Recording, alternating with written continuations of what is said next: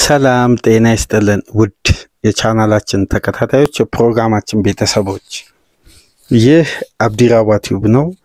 ፕሮግራማችን ላይክ በማድረግ እንድትጀምሩ አዲስ ሆናችሁ ሰብስክራይብ በማድረግ ለዚህ ቻናል ቤተሰብ እንድትሆኑ ይህንን ፕሮግራም ከሀገር ውጭ የምታደምጡ የቻናላችን ተከታታዮች እንደ ሁሉ ጊዜው የምታደርጉትን ድጋፍ በሱፐር ስቲከር ሱፐር ቻት ሱፐር ታንክስ እንድታደርጉ በአክብሮት እየጋበዝን እስቲ ወደ ማንቸስተር ዩናይትድ ጎራ ብለን የክለቡ የዘንድሮ ውድድር ዓመት አጀማመር ከአምስት ጨዋታ የተለያዩ ድሎች ተገኝተዋል፣ ሽንፈቶች አሉ። ነገር ግን በእነዚህ እንቅስቃሴዎች ውስጥ ዩናይትድ ለውጥ ከአምናው በእጅጉ የተሻሻለበት የውድድር ዓመት ነው ብለን በሐሳብ ደረጃ ስናነሳ ነበር። እነዚህን የሚያሳዩ እውነታዎችን ከቁጥሮች ጋር ያገናኘን የተለያዩ ነጥቦችን አንስተን ስንወያይ ነበር። ያለፉትን ጊዜያት የቼልሲውን ድል በተመለከተ ከቼልሲው ጨዋታ ቀደም ብሎ ድረ ጨዋታ ግምገማን ባደረግንበት ወቅት የተለያዩ ነጥቦችን እናነሳለን። በዚህ አስደናቂ የዩናይትድ መሻሻል ውስጥ ተገቢው ውጤት አለመገኘቱ ግን የቡድኑ መሻሻል ሳይሆን ትኩረት እያደረግን ያለነው እየተገኘ ያለው ነጥብ በእርግጥ በቂ አይደለም።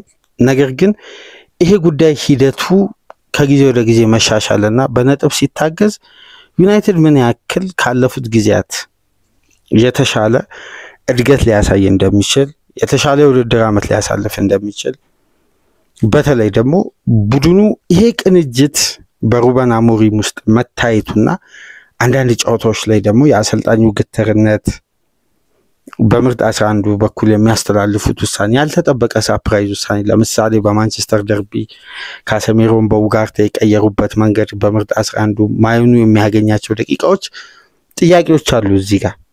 ነገር ግን እነዚህ ዲፓርትመንቶች ደግሞ በተሻሉ ጥራቶች በነ ታይረል ሞርተን በነ ካርሎስ ባሌባ በተለያዩ አማራጮች ከጃንዋሪ እስከ ቀጣይ ሳምር ድረስ ለማጠናከር እቅድ መያዙን እንግዲህ ከሰሞኑን በድጋሚ በቴሌግራፍ በተለያዩ ዘገባዎች ላይ እየተመለከትን ነው። ነገር ግን ዩናይትድ ወጥ ባልሆነ ብቃት ነገር ግን ከፍተኛ መሻሻል በሚያሳየው የሜዳ ውስጥ እንቅስቃሴና በሚያስመዘግበው ቁጥሮች መነሻ በማድረግ የነዚህ ያደጉ ኳሊቲዎች ማጥቃት እንቅስቃሴ ካምነው ዘንድሮ ዩናይትድ በፊት መስመር በኩል የተሻለ ስታንዳርድም ኳሊቲም ጥሩ በዝውውር ላይ ተጠናክሮ ማምጣቱ አንዱ ማሳያ ነው። ስለ ውጤት ሳይሆን ስለ ተጫዋቾች እስቲ የግል ብቃት እንመልከትና የክለቡን ደግሞ ለውጥ አለ ስንል የትኛው ነው ለውጡ ወይም የቱ ጋር ነው ለውጡ መሻሻሉ እድገቱ በሩበን አሞሪም ውስጥ የታየው የሚለውን ጉዳይ አንዳንድ ነጥቦችን አንስተን ሰፋ አድርገን በዚህ ፕሮግራም እናነሳለን። በተለይ የብራያን ምቤሞ ብቃት ቶሎ ከክለቡ ጋር አዳፕት የማድረግ ምላሽ የመስጠት ከወጣበት ገንዘብ አንፃር ተጫዋቹ እያሳየው ያለ እንቅስቃሴ ግብ የማምረት አቅሙ የብሬንፎርድ ያክል ባይሆንም ግን ለዛ ስታንዳርድ ለዛ ግብ ማስቆጠር መነሻ የሆኑ እንቅስቃሴዎችን በአጠቃላይ ያደረገ ነው። አሁን ምንድነው የቡድኑ ኮንሲስተንሲ በነጥብ ደረጃ ስላልተሻሻለ ለመጀመሪያ ጊዜ ነው እንደምታውቁት በሩበን አሞሪም ውስጥ በፕሪሚየር ሊግ ጨዋታ ባክ ቱ ባክ ማንቸስተር ማሸነፍ የቻለው ተከታታይ ጨዋታ እና ይሄ ጉዳይ ደግሞ ቀጣይነት ካለው የሚቀጥል ከሆነ በዚህ ቀጣይነት ባለው ውጤት ውስጥ ግንባር ቀደም ሚና ሊጫወት የሚችለው አሁን ላይ ባለው ኢፌክቲቭ እንቅስቃሴ የብራያን ምቤሞ ሚና ደግሞ አሁን ከምናነሳው አስደናቂ ቁጥሮች ጀርባ በግብ ሲታገዝ ደግሞ ዩናይትድን አሁን ካለበት ደረጃ ከፍ የማድረግ አቅሙ ትልቅ እንደሆነ ያስተዋለን በሊጉ በብሬንፎርድ ሲያሳይ የነበሩትን ቁጥሮች አሻሽሎ ያሳየን። አሁን ትልቁ ልዩነት ምንድነው? በብሬንፎርድ ግብ ማስቆጠሩ አሁን በዩናይትድ ደግሞ ከሌሎች አጥቂዎች በተሻለ ሁኔታ ኳሶችን እያገኘ እነዛን አሁን ወደ ግብ የመቀየር አቅም የማምጣት ጉዳይ ነው። ወይም ይሄ እድለኛ ለመሆን ገና ነው ጨዋታዎች ገና 33 34 ጨዋታ ገደማ አለ 33 ጨዋታ 5 የሊግ ጨዋታ ብቻ ነው የተመለከትነው። ብራያን ኢምቤሞ ለማንቸስተር ዩናይትድ ተገቢ ፊርማ መሆኑን ግን በዩናይትድ ሽንፈት ውስጥም በዩናይትድ ድል ውስጥም እየተመለከትን ነው በአስደናቂ ሁኔታ። ለምሳሌ ከሃላንድ በመቀጠል በሊጉ ብቸኛ ተጫዋች ነው 3.1 ኤክስጂ በየጨዋታው ክሬት የሚያደርግ በየጨዋታው።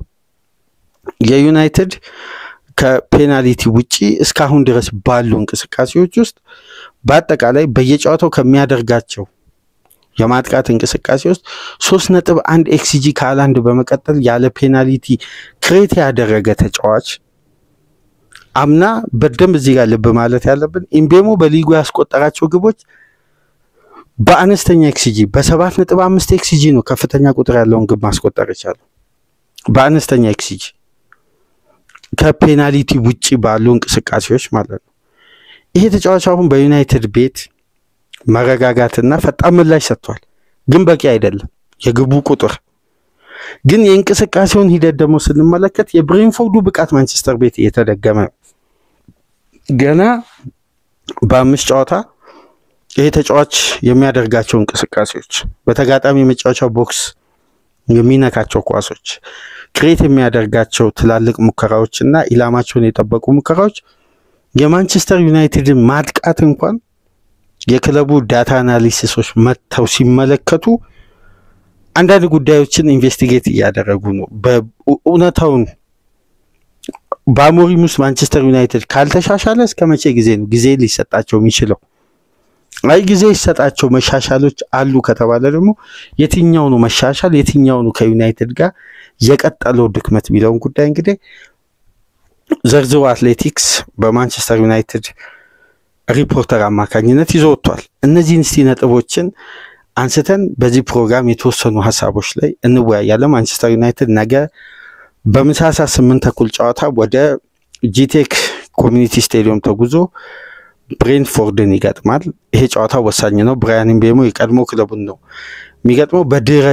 በቅድመ ጨዋታ ግምገማ እንመጣለን ነገ ንጋት። ነገር ግን ከዛ በፊት ኢምቤሞንና ማንቸስተር ዩናይትድን ከመሻሻል ከሚታዩ ጥረቶች አንፃር ደግሞ የተለያዩ አንግሎችን እየተመለከትን በዚህ ፕሮግራም መወያየት አለብን። ከዚህ ፕሮግራም በመቀጠል እንግዲህ ውጥረት ውስጥ በቀጣይ ይገባሉ ተብሎ ከወዲሁ አንዳንድ ግምቶችን ከቀጣይ ፊክቸር ከተለያዩ እውነታዎች መነሻ በማድረግ እንግዲህ ኤንዞ ማሬስካ ላይ የተወሰኑ ከበስተጀርባ ድምጽ ተሰምቷል። ኮሽታ አለ። አሰልጣኝ ኤንዞ ማሬስካ ዙሪያ እያንጃበበ ያለ አንዳንድ ጫናዎች አሉ። እሱንም ጊዜና ሰዓቱን ጠብቀን ወደ እናንተ ይዘን መጣን የሚሆነው። ይሄ ፕሮግራም ግን ትኩረት የምናደርገው ማንቸስተር ዩናይትድ እና ሩበን አሞሪም በወቅታዊ ብቃት ባክ ቱ ባክ በሊጉ ለመጀመሪያ ጊዜ ማሸነፍ ከምን መነሻ ነው? በዚህም የማሸነፍ ሂደቶች ደግሞ ቀጥተኛ አስተዋጽኦ ካደረጉ ተጫዋቾች በጉልህ ሚና የሚታየው ወጥ በሆነ ብቃት በሜዳ ውስጥ በሚታይ እንቅስቃሴ አሁን በግብ የታጀበ እንቅስቃሴ የማድረግ ስቴጅ ላይ ነው። በነገራችን ላይ በቀጣይ ጨዋታዎች ኢምቤሞ ካለፉት ጨዋታዎች በተሻለ ቁጥር ግቦችን ሊያስቆጥር የሚችልበት እድልም እንዳለ ያለፉት ጨዋታዎች ላይ የነበሩ እንቅስቃሴዎችና ቁጥሮች በደንብ ፍንትው አድርገው ያሳያል። ግን ዩናይትድ ቤት የሚታየው ጥንካሬ የኢምቤሞ ማጥቃቱ ነው። ዩናይትድ ከአምናው ደግሞ ማሻሻል ያለባቸው ነጥቦች ላይ ተሻሽሏል ስንል ሌሎች አንዳንድ ደግሞ አለመሻሻሎች ወይም ዩናይትድ የተዳከመበት ብቃት ደግሞ አሁን ላይ ለቡድኑ ውጤት ማጣት ወሳኝ ነጥቦች ላይ ትላልቅ ጉዳዮች ላይ ዩናይትድ ዋጋ ያስከፈለው። አሁን ሁለቱን ጉዳይ አሞሪም ባላንስ የማድረግ ትልቅ ስራ ይጠብቃቸው። የተሻሻለውን ጉዳይ ማስቀጠል እዚህ ጋር የተዳከሙበትን ጉዳይ ደግሞ እልባትና መብት መስጠት እነዚህ ስትራቴጂዎችን እንዴት ይጠቀማሉ የሚለውን እንግዲህ ከብሬንፎርድ የጂቴክ ጨዋታ ጀምሮ ምንመለከተው ነው። ነገር ግን ከአምናው ዘንድሮ ለምሳሌ ማንቸስተር ዩናይትድ በአማካይ ከሚያደርጋቸው ሙከራዎች መካከል አምና 6ኛ ነው። ዘንድሮ ግን በአማካይ በየጨዋታው ቢያንስ ማንቸስተር ዩናይትድ 15.8 ሙከራዎችን በማድረግ በሊጉ አንደኛ ደረጃ ላይ ተቀምጧል። ከነዚህ ሙከራዎች ደግሞ ከነዚህ ሙከራዎች ኢላማቸውንም የጠበቁ ያልጠበቁ ሙከራዎች በአጠቃላይ ሙከራዎች አብዛኛው ሙከራ የተደረገው 29.8% የማንቸስተር ዩናይትድ ሙከራ ከብራያን ምቤሞ የተነሱ ናቸው። ሁለተኛ ማንቸስተር ዩናይትድ በየጨዋታው 1.9 ኤክስጂ ክሬት ያደርጋል በየጨዋታው። በዚህም በሊጉ አንደኛ ነው። አምና በዚህ ቁጥር ማንቸስተር ዩናይትድ 12ኛ ነው። ዘንድሮ ግን በዚህ አንደኛ ነው፣ በሙከራም አንደኛ ነው። ይሄ ካልተሻሻለ ቡድኑ ሂደቱን ካላቀናጀ በቀር በሊጉ አንደኛ ደረጃ ላይ የተቀመጠው ሊቨርፑልም ጭምር በመብለጥ እኮ ነው በእነዚህ ስታቶች ማንቸስተር ዩናይትድ ከላይ ተቀመጠው። ስለዚህ የብራያን ምቤሞ ከፊት መስመር በኩል የሚያደርገው እንቅስቃሴ አሁን ሙከራዎች አሉ፣ ኤክስጂዎች ክሬት ተደርጓል። ነገር ግን በቀጥታ እነዚህ ሂደቶች በነጥብ አለመቀየራቸው ወይ ወደ ውጤታማነት ወይም ወደ ግብ አለመቀየራቸው ያመጡት የራሳቸው የሆነ ጫናዎች አሉ በቡድኑ ላይ።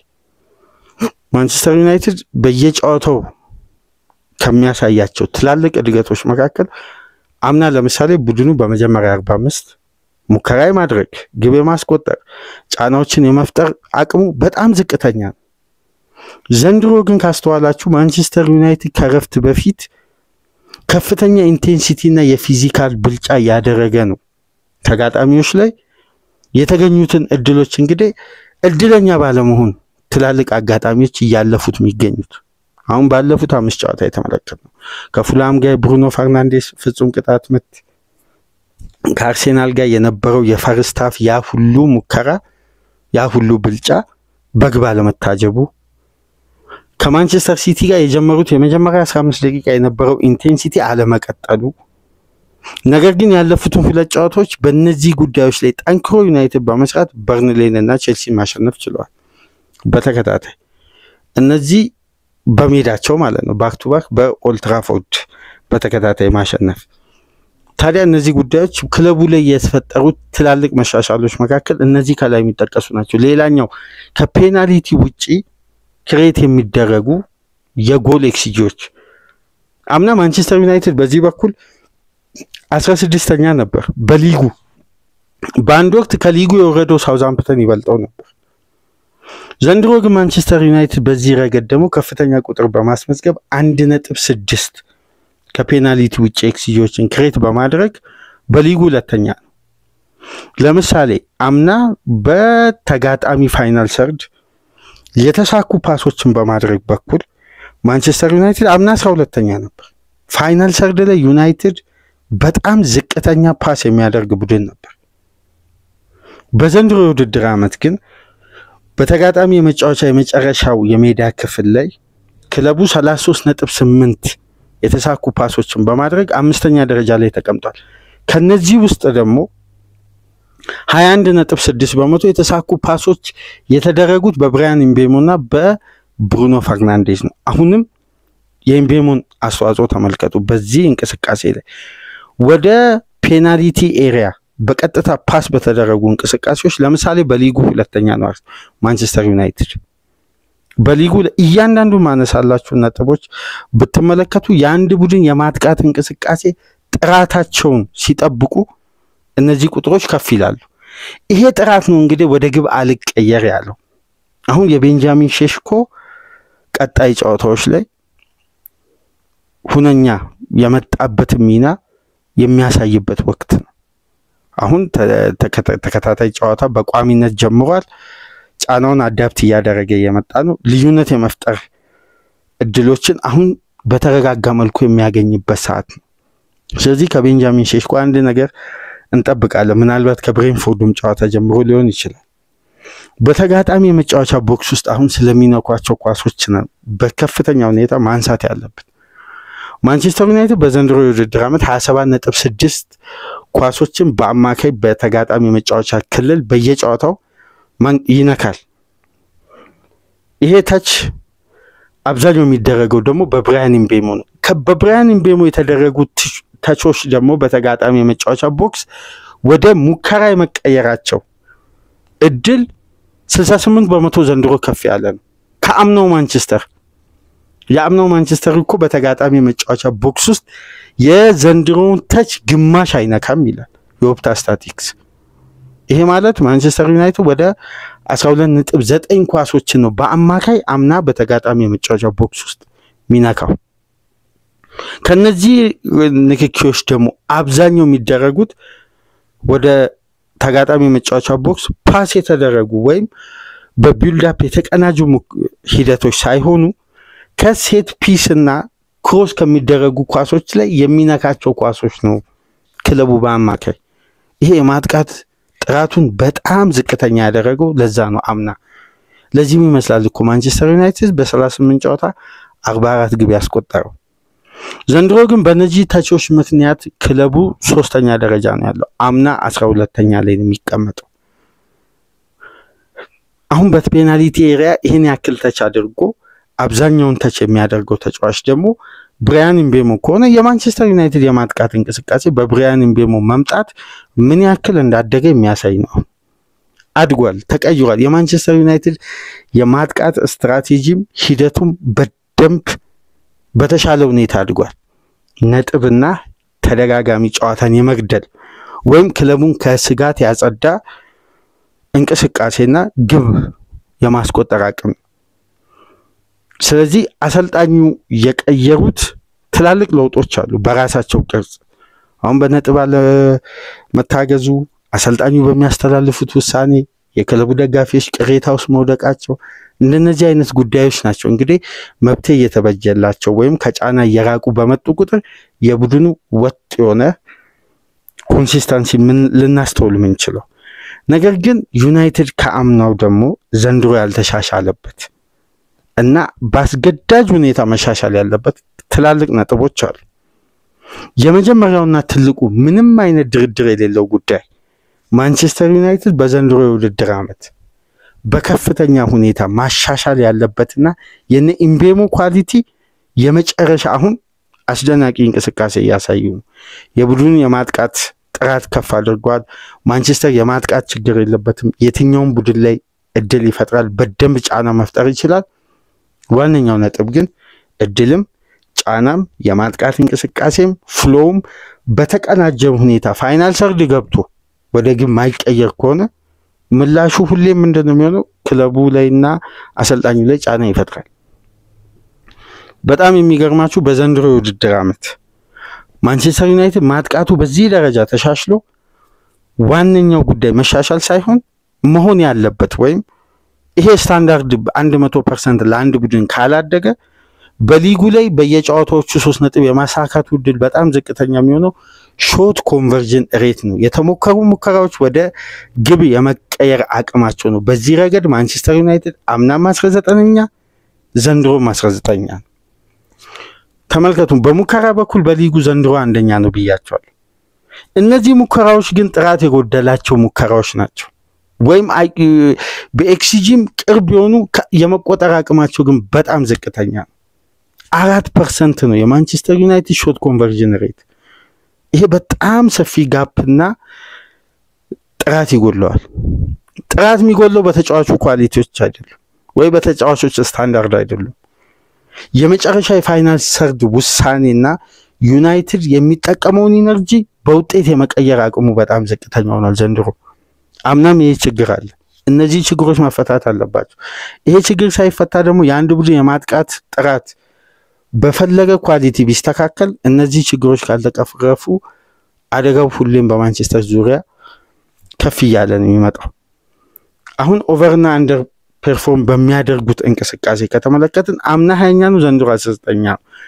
ነገር ግን ማጥቃቱ ላይ እነዚህ ሁለት ጉዳዮች በደም መብቴ ከተበጀላችሁ ማንቸስተር ዩናይትድ በየጨዋታው ይላል እስካሁን ከታዩ በ5 ጨዋታዎች ማንቸስተር ዩናይትድ ከየትኛውም ቡድን በላይ ከፍተኛ ግብ ማስቆጠር አለበት። ከፈጠረው ኤክስጂ፣ ካደረገው ሙከራ፣ በተጋጣሚው መጫወቻ ቦክስ ከነካቸው ኳሶች፣ ክለቡ ከሚሞክራቸው ሙከራዎች በየጨዋታው መነሻ በማድረግ ማንቸስተር ዩናይትድ ከሁሉም ክለብ በላይ ግብ ማስቆጠር ነበረበት፣ ግን አላስቆጠረም። ሳያስቆጥር የወጣባቸውም ጨዋታዎች አሉ። እነዚህን ጉዳይ የመቅረፍ ነው። አሁን ክለቡ ከአርሴናል ጋር 23 ሙከራ አድርጎ 9 ኢላማውን የጠበቀ ከ9ኙ 5ቱ የተሞከሩት በምቤሞና በማቲያስ ኩኛ አማካኝነት ነው ተብሎ እነዛን ጥራቶች ወደ ግብ አልተቀየረም። ሾት ኮንቨርዥን ሬቱ በጣም አነስተኛ ሆነ። ስለዚህ ማንቸስተር ዩናይትድ በዛ ጨዋታ ግብ ማስቆጠር ያለበት ሳያስቆጥር ወጣ። ይሄ ጉዳይ ሳይቀረፍ ክለቡ የመጀመሪያ ግብ ያገኘው ተጋጣሚ በራሱ መረብ ላይ ባስቆጠረው ግብ ክፍት ከሆነ እንቅስቃሴ ክሬት የተደረጉ ኳሶች የመቆጠር አቅማቸው ማሳደግ ነው የዩናይትድ ትልቁ የዘንድሮ ውድድር ዓመት አሳይመንት መሆን ያለበት። ነገር ግን ማንቸስተር በጥራቱ በኩል በማጥቃቱ በኩል በዚህ ደረጃ እየታገለ ባለበት ወቅት መከላከሉ ወይም ቡድኑ ኮንሲድ የሚያደርጋቸው ሙከራዎች የመቆጠር አቅማቸው ከአምና ዘንድሮ በበለጠ ከፍ ብሎ ክለቡን 20ኛ ደረጃ ላይ አውርዶታል። አሁን ከፔናልቲ ውጪ የሚቆጠሩ ኤክስጂዎችን ብትመለከቱ ዘንድሮ 1.5 ኤክስጂ ማንቸስተር ዩናይትድ ላይ ይቆጠራል በየጨዋታው። ይሄ አምና 12ኛ የነበረውን ቡድን ወደ ታች አውርዶት 16ኛ።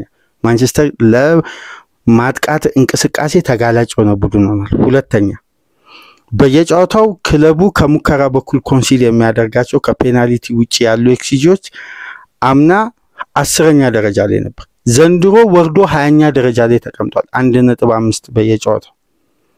ለምሳሌ እነዚህ ሃይ ኤክስጂ ሙከራዎች በማንቸስተር ዩናይትድ ላይ የተሞከሩ ወይም የተቆጠሩ ግቦችን እስቲ እንመልከት። ከፍተኛ ኤክስጂ ያላቸው ግቦች እየተቆጠሩ ነው በቀላሉ። አሁን በከፍተኛ ሁኔታ ኤክስጂ ይዞ ያልተቆጠረው ግብ የቱ መሰላችሁ? ሃላንድ በኢታድ የግቡን አግዳሚ መልሶ የወጣበት ኳስ 0.93 ኤክስጂ ነበረው። የመቆጠር እድሉ በጣም ሰፊ ነበር። ያ ኳስ ነው ያልተቆጠረው። የመቆጠር እድሉ ሰፊ ሆኖ ማንቸስተር ዩናይትድ ላይ የተቆጠሩ ግቦች የሪካርዶ ካሊፊዮሪ፣ የኤሚል ስሚዝሮ፣ የፎስተር፣ የኤርሊ ሃላንድ፣ የጆርዳን አንቶኒ፣ የኤርሊ ሃላንድ አሁንም በድጋሚ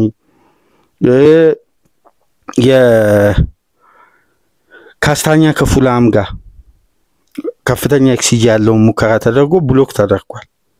ቲጃኒ ራይንደርስ ኢላማውን ያልጠበቀ ሙከራ ሆኗል፣ ግን በኤክስጂ በጣም ከፍ ያለ ነው። ሮድሪጎ ሙኔዝ ያደረገው ሙከራ ኢላማውን አይጠብቅ እንጂ ከፍተኛ ኤክስጂ ነበር። እነዚህን ሙከራዎች በቀላሉ የሚያስተናግድ የተከላካይ ስፍራ ከሆነ ዩናይትድ ለአደጋ እየተጋለጠ ነው ማለት ነው። አሁን ፐርፎርም የሚያደርጉ ገና በ5 ጨዋታ እነዚህ ለውጦችን አየን። እነዚህ ለውጦች ደግሞ በጥራት ታግዘው ወደ ነጥብ መቀየር እንዳለባቸው አነሳን። የነ ኢምቤሞ ኢምፓክት ካለፈው ጨዋታ በግብ መታጀብ አለበት። ቁጥሮች ብቻ ነጥብ ማያስገኙ ከሆነ ግቦችን ማያስቆጥሩ ከሆነ ከትችትም ከወቀሳም ማያድን፣ ግን ብቃታቸው አስተማማኝ መሆኑን እያረጋገጠ ነው። ለምሳሌ በሊጉ አሁን ከተከላካይ ጀርባ በመሮጥ ያለ ኳስ ሩጫ አድርጎ የማጥቃት እንቅስቃሴን በመምራት በሊጉ አንደኛ ብራያን ኢምቤሞ። የማጥቃቱ በኩል በማንቸስተር ዩናይትድ በእጅጉ ተቀይሮ አድጓል። በነጥብና በጎል አልታገዘም ማለት በተጠበቀው ደረጃ ያ የፊት መስመር ግብ ያመረተ አይደለም። ግብ ባመረተ ቁጥር በነገራችን ላይ ክለቡ ግብ ያስተናግድም ከፍተኛ ጎል ባስቆጠረ ቁጥር ሽንፈትን እየቀነሰ አቻን እየቀነሰ ድልን ከፍ እያደረገ ችግሮቹን መፍታት ይችላል። አሁን በድል ውስጥ መሻሻል ሲኖር ነው አንድ ቡድን ሊረጋጋም ይችላል። በአቻና በሽንፈት ውስጥ መረጋጋት አይኖርም የፈለገ ጤናማ እንቅስቃሴ ቢያደርግም። ስለዚህ ማንቸስተር ዩናይትድ ቤት መሻሻሎች አሁን በውጤት ለመቀየር እንደነዚህ አይነት ድክመቶችን ጥቃቅን ችግሮች መቅረፍ ለክለቡ መረጋጋት ትልቅ ሚና ይፈጥራል። እዚህ ላይ ደግሞ ሊሳንድሮ ማርቲኔዝም ወደ ሙሉ ትሬኒንግ ይጀምራል የሚል ሩመርስ እየተመለከትን ነው። በበለጠ እነዚህ አሁን ማንቸስተር ዩናይትድ የሚያስተናግዳቸውን ከፍተኛ ኤክስጂዎችን ሙከራዎችን ምናም ለግብ የቀረቡ ድሎች በአብዛኛው የሚቆጠሩበትን ካራክተር በተጫዋቹ የመከላከል ጥንካሬ ይቀንሳል ተብሎ ይጠበቃል። በአጠቃላይ በብራያን ኢምቤሞና በማንቸስተር ዩናይትድ የአምስት ጨዋታ አጀማመር ዙሪያ በዚህ መልኩ ቆይታ አደረግን። እስቲ በኤንዞ ማሬስካ ፕሮግራም ተመልሰን እንመጣለን። ላይክ፣ ሼር፣ ሰብስክራይብ ማድረጋችሁን እንዳትረሱ። ከሀገር ውጭ የምታደምጡ ደግሞ በሱፐር ስቲከር፣ በሱፐር ቻት፣ በሱፐር ታንክስ ድጋፍ አድርጉ። በቼልሲ ነጥብ እንመለሳለን። ሰላም ቆዩ።